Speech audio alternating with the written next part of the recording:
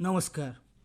आकाशवाणी कटक आंचलिक संवाद पढ़ुछंती महेश्वर साहू। मुख्य संवाद। प्रधानमंत्री नरेंद्र मोदी नेतृत्व में गत 12 वर्ष मध्य देश निरंतर विकास पथरे अग्रसर होउछि कहिले केन्द्रमंत्री अर्जुन राम मेघवाल। मालकानगिरी जिल्लार माथिली अंचल सुरक्षा बाहिनी जबत कले विपुल परिमाणर अस्त्रशस्त्र और माओ सामग्री।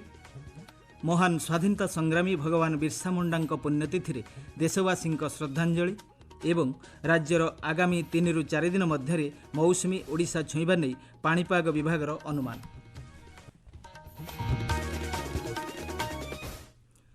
प्रधानमंत्री नरेंद्र मोदी नेतृत्व में गत 12 वर्ष में देश समस्त क्षेत्र में विकास घटी बोली केंद्र आईन मंत्री अर्जुन राम मेघवाल कहते।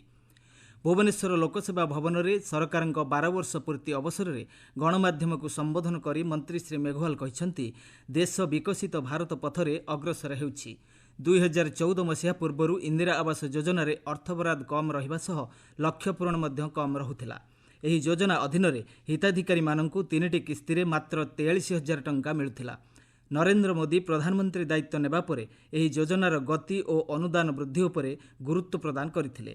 पीएम आवास भावे नामित एही योजना रे व्यापक परिवर्तन करा जायछि।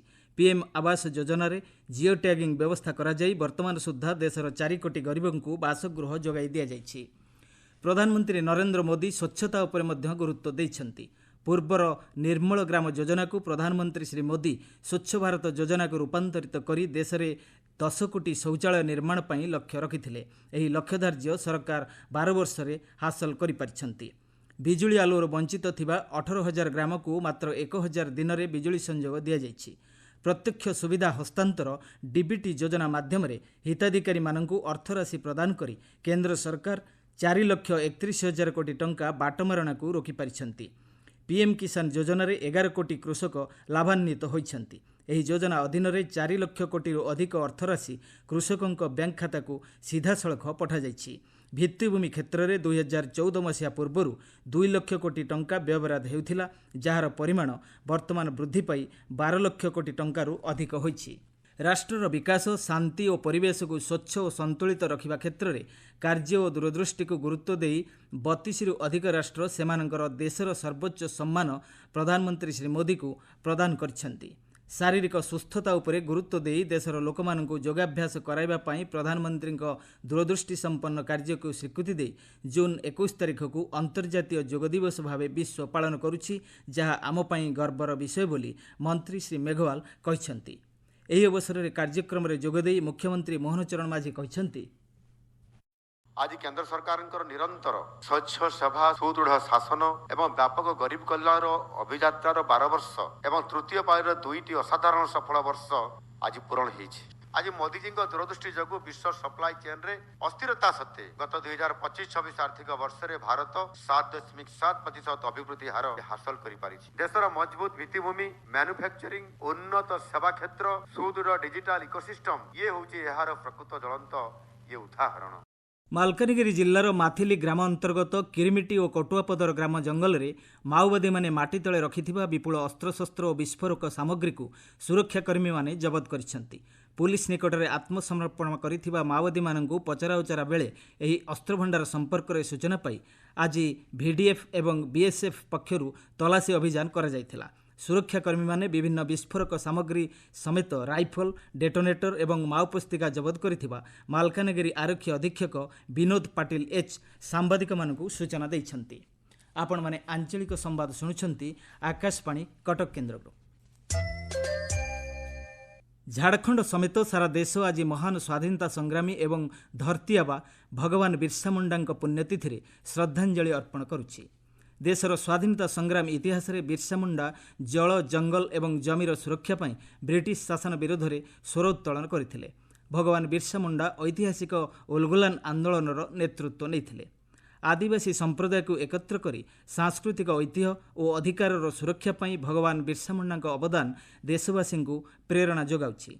भगवान बिरसा मुंडा पुण्यतिथि में समाजर सबु वर्गर लोक माने तांको प्रतिमूर्ति रे माल्यार्पण करी श्रद्धांजलि ज्ञापन करिसेंति।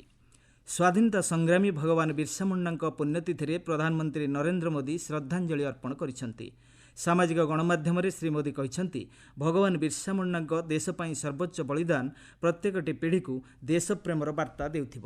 ରାଜ୍ୟପାଳ ଡକ୍ଟର ହରିବାବୁ କମ୍ଭମପାଟି ବିର୍ସା ମୁଣ୍ଡାଙ୍କୁ ଶ୍ରଦ୍ଧାଞ୍ଜଳି ଜଣାଇ କହିଛନ୍ତି, ନ୍ୟାୟ, ସମ୍ମାନ ଓ ଆଦିବାସୀ ସମୁଦାୟର ଅଧିକାର ପାଇଁ ବିର୍ସା ମୁଣ୍ଡାଙ୍କ ଅଦମ୍ୟ ସଂଘର୍ଷ ଆଜି ମଧ୍ୟ ପରବର୍ତ୍ତୀ ପିଢ଼ିମାନଙ୍କୁ ପ୍ରେରଣା ଦେଇଆସୁଛି।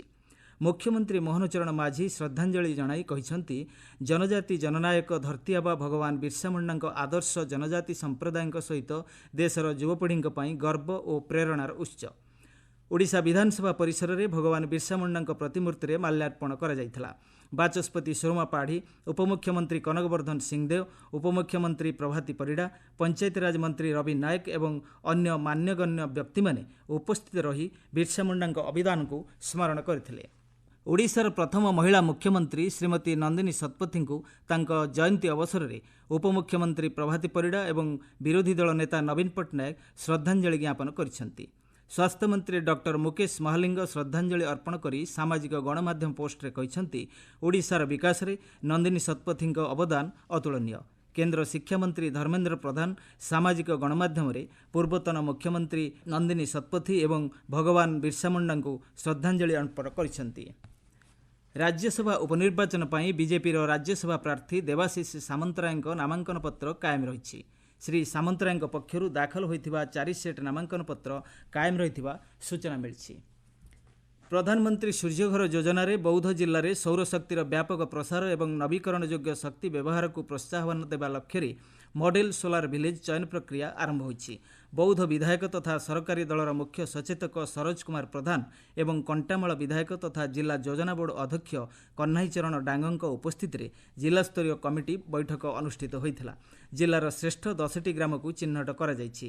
ଆଗାମୀ 6 ମାସ ମଧ୍ୟରେ ଗ୍ରାମଗୁଡ଼ିକ ମଧ୍ୟରୁ ସର୍ବୋତ୍କୃଷ୍ଟ ପ୍ରଦର୍ଶନ କରିଥିବା ଗ୍ରାମକୁ ମଡେଲ ସୋଲାର ଭିଲେଜ ଭାବେ ଚୟନ କରାଯାଇ 1 କୋଟି ଟଙ୍କାର ପୁରସ୍କାର ପ୍ରଦାନ କରାଯିବ ବୋଲି ବୈଠକରେ ନିଷ୍ପତ୍ତି ନିଆଯାଇଛି।